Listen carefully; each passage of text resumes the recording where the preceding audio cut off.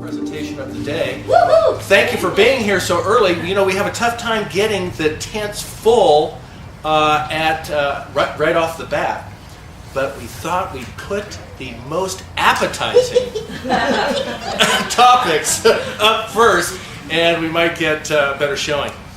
Of course, this is Eat Your Landscape. Joanne Skelly is the Extension Educator in Carson City. She happens to be my counterpart with the University of Nevada Cooperative Extension. And Joanne has an extensive background in horticulture. I don't know if she's got an extensive background of eating her landscape, but we'll find out. Please help me welcome Joanne Skelly.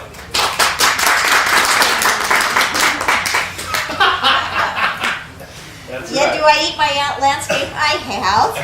Parts of it, not all of it.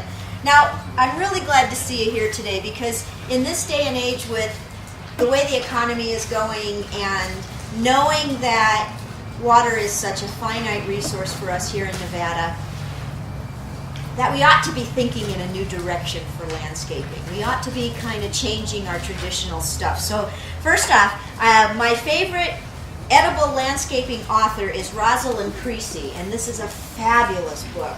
And it's got a whole encyclopedia of edible plants, and I'll pass this around if somebody promises to bring it back. And so she tells you all the cultural requirements, what zones they're good for, and she gives you a whole section at the beginning on how to do different things in the landscape. And so a lot of this that I'm going to say to you today came from Rosalind's book. But she would say, if Johnny Appleseed were to visit present-day suburbia, he would weep. Rather than fruit-laden trees, he would find ornamental cherries, crab apples that don't fruit, and ornamental pears.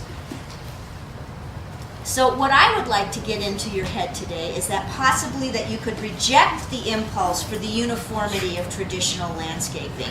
Do we need to have, I love this line that she says, don't be imprisoned in a home surrounded by lawn, bordered with a mustache of evergreen shrubs. Isn't that good? I love it. And so break out of the confining tradition of using strictly ornamental plants in your yard, because you don't need to hide your vegetables. You don't need to hide your grapes, your chives, your different things, your fruit trees behind the garage. You know, there's nothing ugly about these things. They have twice as much beauty. You don't have to have an edible complex. Oh, I don't want people to know that I have edibles in my yard. So I say, embrace foodscaping. Get into it. So foodscaping, eat your yard. Eat your yard. Eat your yard. And what that means that is instead of picking up useless leaves from some ornamental shade tree on your lawn, what if you were picking fruit from that tree and you were going to can that fruit or freeze it or eat it or share it? What about that? Instead of picking dandelions out of the lawn, imagine picking fresh raspberries or strawberries. But did you know that dandelions are edible? Yeah. You know, and they're very high in vitamin C. And we've all heard of dandelion wine. I haven't had any, but I'd like to make some someday.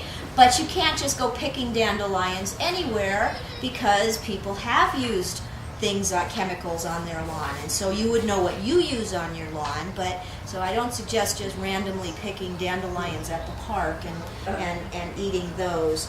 But I think, and I try to teach the master gardeners, that when we're designing a landscape, that edible can be beautiful and beautiful can be edible. It does not have to preclude one from the other. And so when you're thinking that, don't think just the visual, think a bigger picture in your landscape about what you can do.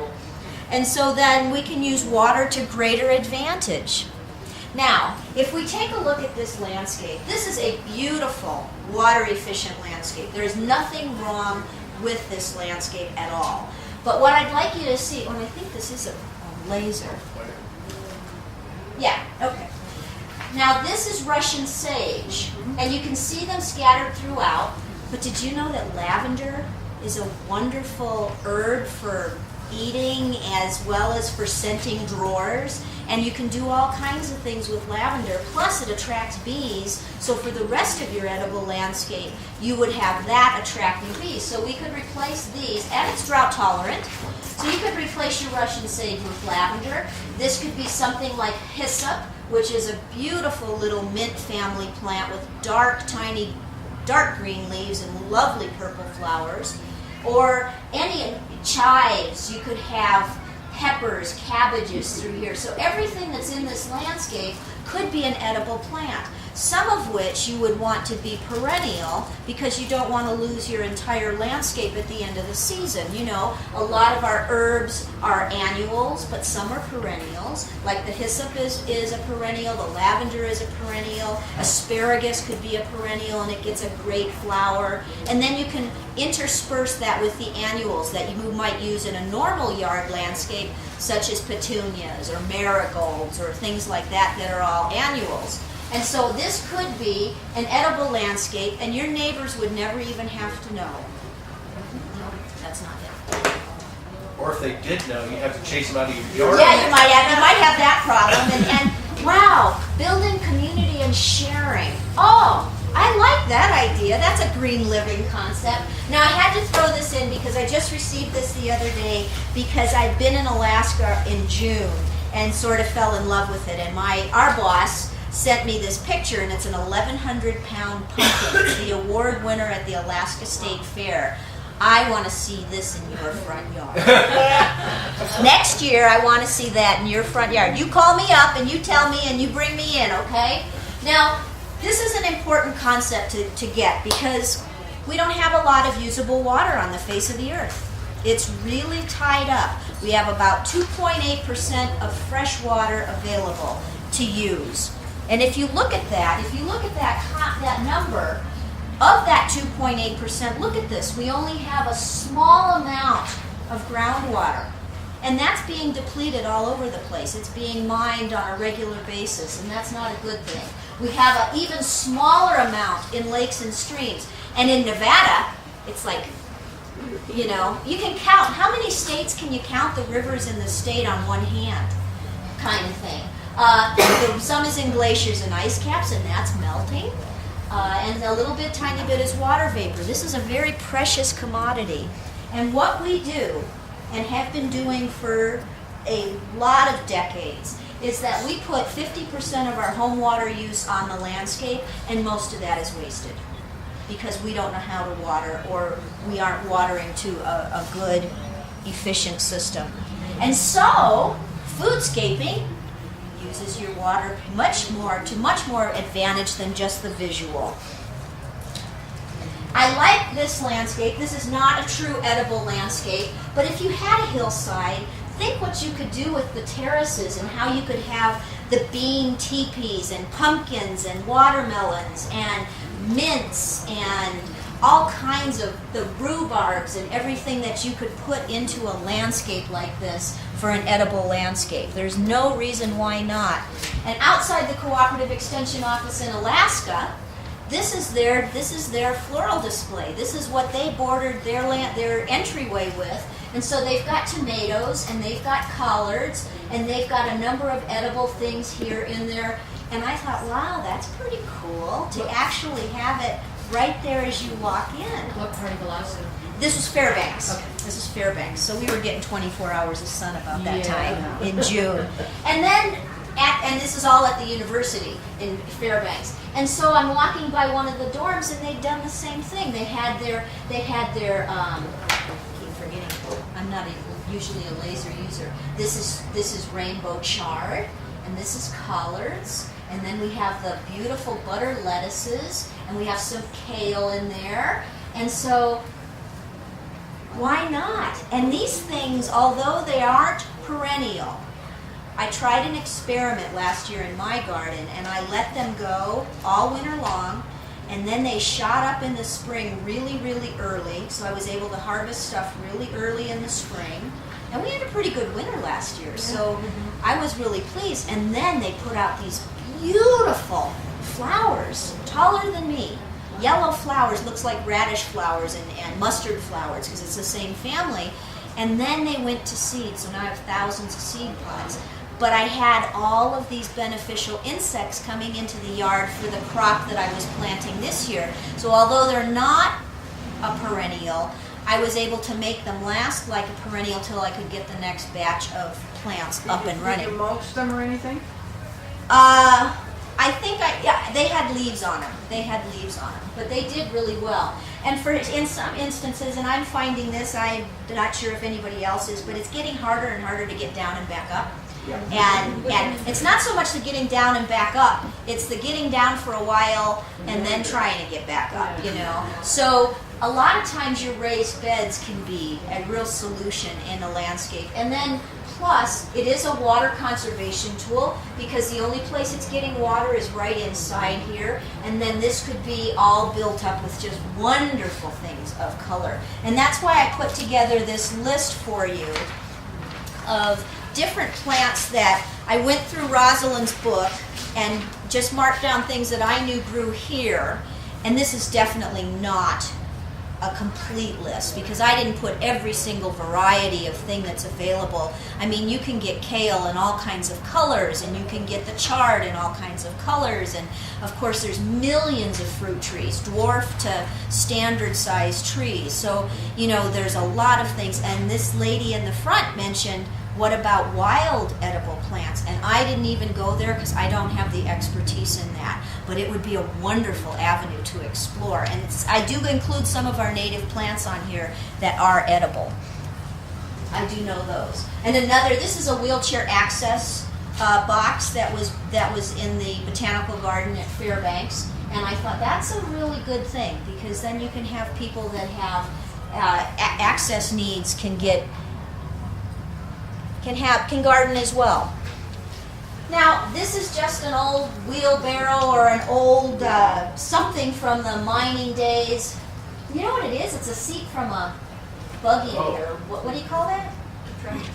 A tractor? Yeah, tractor seat, a buggy, one of those, you know, one of those things with wheels. Yeah. But this is nasturtium, and nasturtium is edible. And isn't it beautiful? I mean, that's something we plant anyway in our garden, but did you know it was edible? And this is something that I really liked for an edible landscape. This was on the wall of the Chicago Botanical Garden. And I thought, oh, if you had a small yard, what a great way to conserve space. And take a look at it from the front and see. Okay, they've got petunias in there, but you could fill that with lettuces, and you could fill that with, there are some pansies in there. Pansies are edible, Johnny Jump Ups are edible. There's a lot of different things that you could put in there and have to eat. Herbs, oh, wouldn't it be glorious, just full of herbs falling out of that beautiful box on the wall. I love that. I apologize, the colors are not quite as vivid as on my screen, but I know this is not something we could do. Well, we could. It's not likely to happen here because we don't have the water. But anybody been to Valhalla and up to the Vikings home? And that's in Vikings home. They've done it at Tahoe. But I think what a great green roof idea. And green roofs, although not necessarily on log cabins, green roofs are actually coming back. The San Francisco Museum, I think it's called the Science Museum, there in Golden Gate Park, their whole roof. I just want to say the largest green roof right now is 10.5 acres. And it's on top of the old Henry Ford Motor Company roof plant, which was redone. Isn't that So they are marvelous? This is coming into, this is avant-garde right now, but it's coming into the fore, and more people are getting involved with this kind of idea, and I think that's just another great way to go. But then again, if you have beds along the side of your house, why not plant them full of beans and different peas and things that climb up the wall, cucumbers and things of that sort. And if you have hanging baskets, which in Alaska, they love hanging baskets. I probably took 30, 40 pictures of different hanging baskets because they were so gorgeous. But it doesn't have to be petunias. It could be any number of wonderful edible plants. Just to give you another idea of, they just did such a beautiful job on these. I was in Alaska 2 weeks ago, and those flowers are still blooming at the end of August.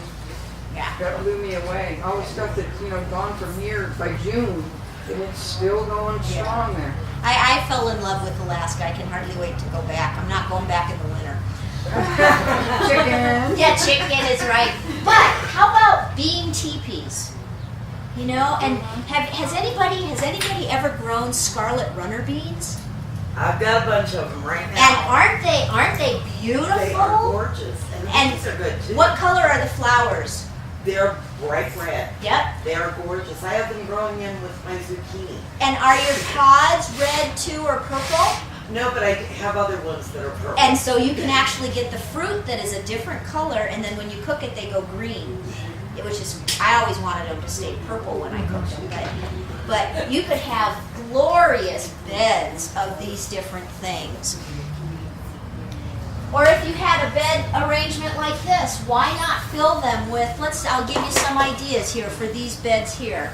Okay, you could get into there, be any number of roses, because the rose hips are edible, as long as you don't use any of those chemicals for the insect control on roses that are systemic. You don't want to have any of that inside that hip. You don't want to have any chemical use going on in your edibles, unless it's a superficial, like an insecticidal soap that gets washed off. But you don't want anything that you put on the leaves or the ground that gets sucked up through the entire plant, because then you're ingesting chemical. So you don't want that. But if you're looking at perennial, you could have chamomile in there, you could have chives, you could have Jerusalem artichoke. It's a real late bloomer. It looks like a sunflower leaf and it comes up pretty tall. And then at the end of the season, if we have a long enough season, and this year we do, it gets a lovely little daisy flower on it. It's not real huge, but it's a little sunflower type flower. And then you can pull them out of the grounds and you've got the chokes. And they're easy to grow, and they grow by themselves. You almost don't have to water them. They're amazing. Strawberry, thyme, those are some of the ones that are perennials. One of the things I learned yesterday, I was at a conference at Western Nevada College on orchard and berry development, or growing. And they mentioned that service berries can replace blueberries, because blueberries don't grow very well here because we need an acid soil for blueberries. So service berries can replace blueberries, but you want to look for not the Utah service berry, but the Canada service berry or the Saskatoon service berry. And I think I didn't get service berry under the shrub list here, so I wanted to make sure that I mentioned that. So, and then, under the annuals is basically all your garden plants. One of the things I was talking to one of the gardeners over at our community garden, and he had done artichokes this year. Artichokes are a long season crop, so they don't always come, and he's had 6 or 7 artichokes off of his. But have you ever seen an artichoke go to flower? It's got the most beautiful purple flower. Anybody grow rhubarb? We did on the farm. Okay. In North Dakota. Did you ever let it go to flower? It kind of messes up the flavor of the rhubarb, because then it's getting too old. But boy, if you my rhubarb plants used to be about this big around and about that tall, and then the flower would be this beautiful white spike. And so I outlined a path on both sides of the path. I put like these pillars of white, and then at night in the moonlight would capture on that white, and it would be like, wow, you don't even need to put lights out there. So that was something. I love rhubarb, and from that sense, I have trouble with rhubarb because I can't see adding that much sugar to anything. So that's just a personal, like, 3 cups of sugar, oh my goodness. I'd probably put it in with orange juice and do that instead. But I'm trying to see, and on here, basil. Do you know how many basils that there are? That's just tons of basils, and all different colors. And of course, they're very delicate and they don't take the cold, so you have to be careful where you would put them. But if you look at this list, some of the things that do take the cold: cabbage, chard, endive, escarole, kale, lettuce, those all take the cold, so they would do really, really well here. Parsley does really well. And of course, there's all kinds of different parsleys too. And then we have spinach, loves the cold. Tomato doesn't like the cold. I froze the top of my tomatoes last night. And I had covered them. And I think it was because the sheet touched the top of the plants and froze, because the rest of the plants were fine. So that's okay. But I think that I'm giving you an idea that it doesn't have to be like this. You don't have to have a 4-acre garden. We got to visit a commune up there. I was on a natural resource tour as part of the conference that I was at in Alaska. And this commune had this wonderful 4-acre garden. It was absolute. Doesn't this look, I just didn't want to leave. Yeah. Put me in the garden, put me in the garden. And so they had moose fencing. Yeah. You know, next time you complain about rabbits, think about having moose in your garden. You know, it's a little different. But so you have things like the chards, and this, excuse me, yeah, Swiss chard, yeah, okay, I'm all right. This rainbow chard also has those beautiful yellow stems with the red veins, you know, and it's just glorious. And this is a small version. You know, when chard gets going, those leaves get pretty big, and it makes for a very nice border plant or a filler plant, or the lettuces up close. That just has such a glorious, attractive shape to it. And then you go out every day and you pick a few leaves and it keeps growing and growing. Or you could try some of these. Why not? We could grow them. They're cabbages, but they're, you know, yay big. We can grow those. It'd be okay. That'd be fun. And these, if they grow in Alaska, can you imagine how well they would do here and for how long? That's more on the chart, and when it's getting bigger, that's in a garden situation. Of course, you can always do herbs. Herbs are a wonderful benefit in the landscape, and so many of them do last. You got to be careful with your mints, because mints can take over. So you want to, possibly, if you're going to plant mint, you may want to just plant it in the pot it's in, cut the bottom of the pot out, and that'll slow it down from spreading. One of the things I didn't put on this list is horseradish. Hardy, beautiful leaves, easy to grow, but again, don't put it where you don't want it to like totally take over, because it spreads and spreads and spreads. So you want to put a barrier around it to keep it contained. But think about herbs, and there's lots and lots of herbs. How about lettuces? You saw the butter lettuce, but then we have the red leaf lettuce, and there's curly leaf lettuces, and gosh, how many kinds of lettuce. Then if you want to get exploring, think areas of the world with similar latitude and altitude that we have, and explore the vegetables that they grow. You can probably find things that will grow here, and then you can buy them in specialty catalogs and that. And then some of those will actually be perennial, some will be annuals, but you can go there. Again, a nasturtium, Tropiolum majus. It's one of the few I remember. But that's a variegated leaf. I think that's just beautiful. You can do little designs in your landscape to augment the edibles that you're working with, or to give them the supports that they need, like the teepees for the beans. And you don't have to plant things in rows. They can be planted, you know, just in the landscape. I love chives, and I'm coming to a picture of chives. I love chives as a border, because it stays, you know, about this, the flowers with the flowers and everything, it stays about this tall. The purple flower comes out really early. I've had chives blooming in February, March, you know, on good years where they can get snowed on and they don't matter. The flowers are edible, the leaves are edible. You can divide them every year and make more. You know, they're easy. Just slice them into pieces with a good sharp knife or a sharp shovel and transplant them where you want them. But they are so hardy and they're beautiful. This is a quince. This is a different kind of quince than I have seen, because the peach is a different color. Usually quince is sort of the color of this lady's shirt and this lady's shirt, that pink. But to have a peach quince is really kind of cool.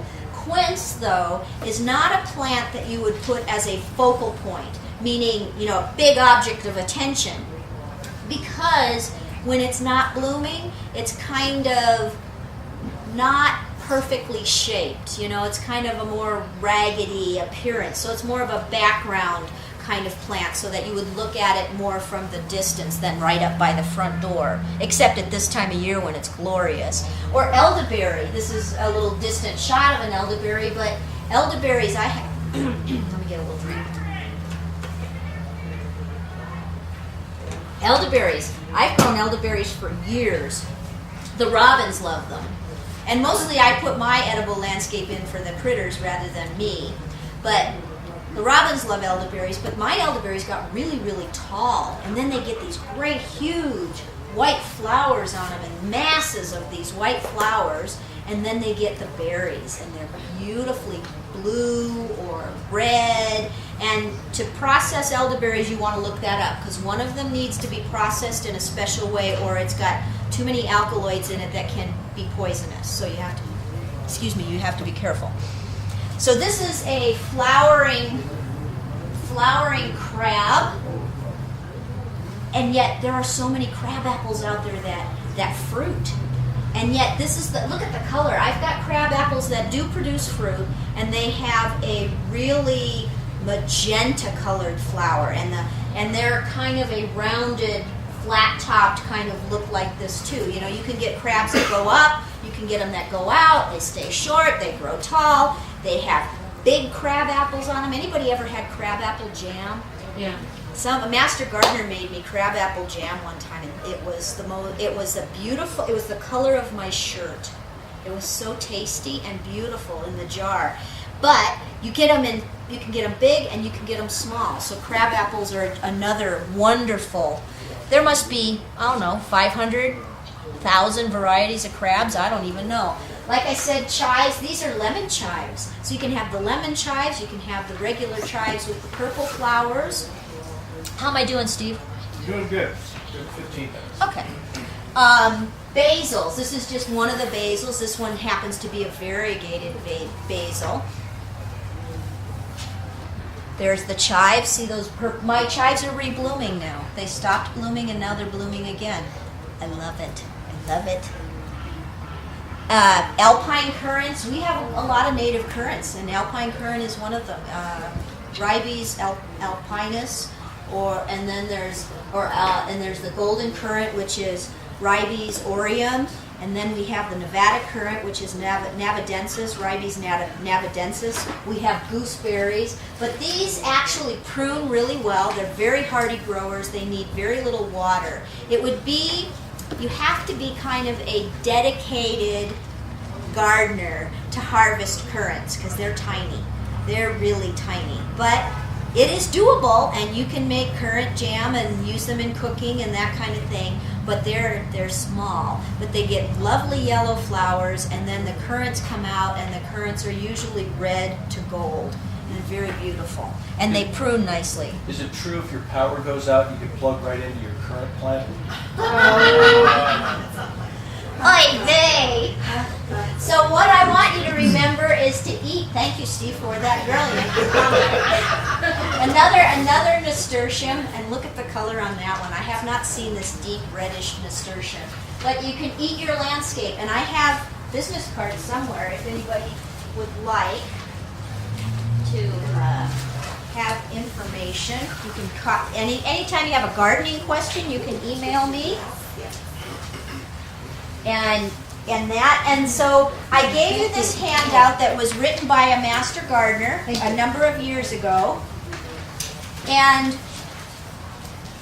she gives you some really good background material. I think I'll stand over here so these folks can see me now. Sorry about that. And it tells you about sunlight, because most of your edibles are going to need quite a bit of sun. And if you're thinking about fruit trees, obviously really good soil, because you're going to have them long term. Fruit trees, when I said dwarf to standard, dwarfs can be actually really tiny dwarf trees. To standards are, as tall as the ceiling. So for picking purposes, smaller is better. cherries, if you wanted to put in cherry trees, you need 2 trees so that they pollinate and you get fruit. And guess what? The birds always get the fruit first unless you cover them. So a dwarf cherry allows you the capability of covering it without having to climb on a really tall ladder, and that would be kind of hard to toss on a really big tree, whereas a small tree, Steve and I can do it together, you know. So she walks you through all of the things that plants are going to need, water and drainage. She gives you some fruit tree varieties, and I have some additional varieties that I learned yesterday, excuse me, yesterday at our orchard and berry workshop. And so a lot of resources are listed at the end. So do I have any questions? Yes. Greenhouses. Okay. Now, I'm getting to the point I'm tired of losing my garden in September. I've heard of ones that are made of like bricks that seem to work. I mean, I'm guessing most greenhouses would get blown over with that way. Now that is a really good point. Greenhouses sound like a wonderful idea. Yeah. Okay? I'm glad you brought up the blowing over idea kind of thing, because they definitely have to be footed against the wind. And so sometimes I've had people calling me up.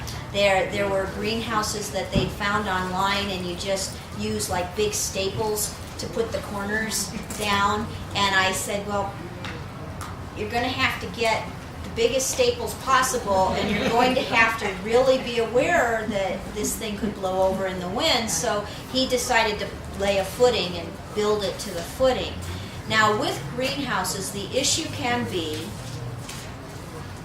when you think they're going to work, they fail, because if you're growing all year, you need a heat source, because you're going to have to do something, even if it's a passive way of heating it to like a very low 50s or something. It might be manure, fresh manure that you put inside the ground that helps keep it. It might be how thick you make the thing, but you're always going to have a heat source to make it work.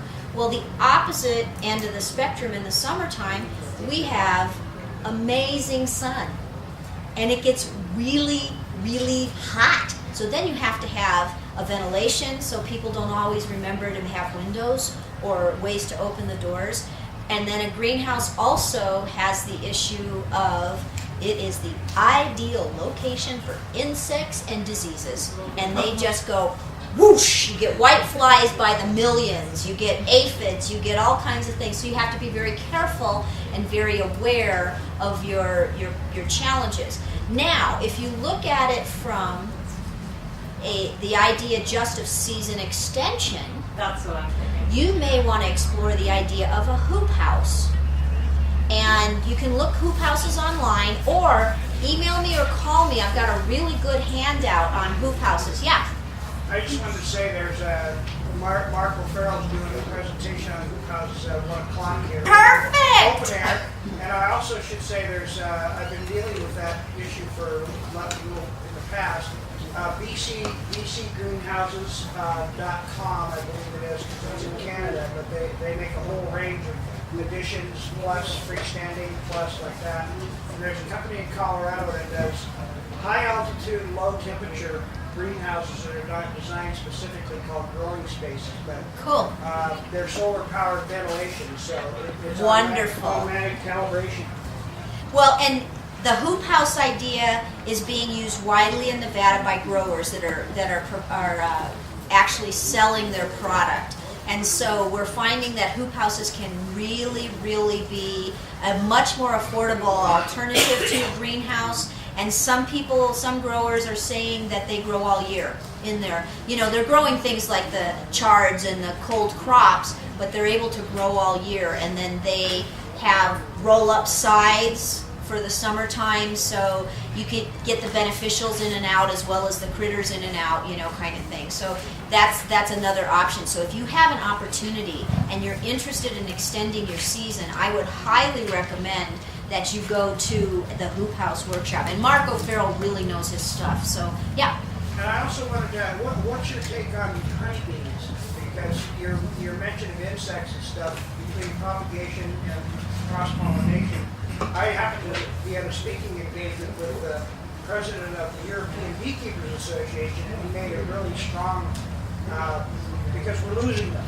So, and I don't know how that applies to here. You're correct. Bee populations have been on the decline. Not usually organic bees. Beekeepers and apiarists that do this organically have been finding less colony death disorder. But what I found in my yard this year was I had lavender planted next to the cucumber and the tomato plant, and I would go out in the morning and there were hundreds of bees on 3 lavender plants, and I never had the production of flowers and fruit on cucumbers that I did this year. I was so pleased. So I would recommend, one, if you've got a garden, plant lavender, and that's just one example of the kinds of plants that you can use to draw in bees. You could build colonies for the blue orchard bee, which is a native Nevadan bee, which is not susceptible to that. And we have a handout on doing the construction of the box for the blue orchard bee. So if you contact me, I can get that to you, and it's really easy to make. And so there are a number of native bees that we can encourage to defer this colony collapse disorder that is going on and is a big deal. Yeah, Vicki. And if you're at all interested in beekeeping, Austin Willis is going to do a beekeeping presentation over in the Discovery Center at 2 o'clock. Perfect. Stay around all day. Yeah, stay around all day. What other questions? Obviously, this was just a cursory touch on edibles. Yes. One question I have is I have pets, Yes. especially dogs. Do you have any suggestions as far as tailoring your landscape to where that way it accommodates the dogs instead of just rampaging destroying everything? I had dogs too, and one of my dogs would run over everything. I tried growing sand cherries for like 5 years before I figured out that if I put tires around the base of the sand cherry, so some kind of barrier that they got it in their head that when they went racing through the yard, they weren't going to do that. Otherwise, it's really protection of the plants. And so either putting them in an area where you keep the dogs out, which is really challenging. That's not how I lived with my dogs. My dogs went everywhere. Or protecting the plants somehow. It might be that you put up, and the ideal would be something attractive, that you could do. And so the tires were not attractive, that's for sure, but I got the plants to grow. But you could come up with something. You could plant protective plants around the ones you really wanted to keep, maybe with like barberries with small thorns on them, so that they get it in there the first time and they go, okay, I'm not going there. Those kinds of, it's really challenging with the dogs. It's really challenging because I've had better yards since my dogs have passed on, But while they were there, I did a lot in pots, like the raised boxes and stuff. I did a lot in pots on the patio and stuff so that I could have my garden right up close to the kitchen, and the dogs kept the critters away from the stuff, but I had them a lot in pots. There's no real simple solution. Have them out or protect the plants or wait. And hanging, why not hanging baskets?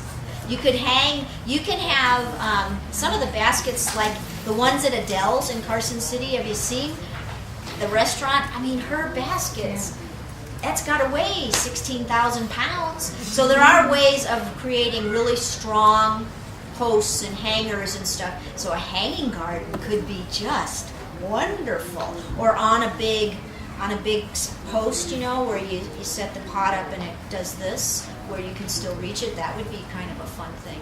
Obviously, you have to figure out stability and down into the soil and cement and all those things. Or on a wall. Or on a wall like that. Or espaliate on a fence so that you train your fruit trees along the fence, where they just eat them, they don't run into them. The dog used to get every raspberry. I never would get, I would see him just lipping them, and he'd pull it off. Any other questions? Thank you. Well, thank you, Joanne. Appreciate it. Thank you.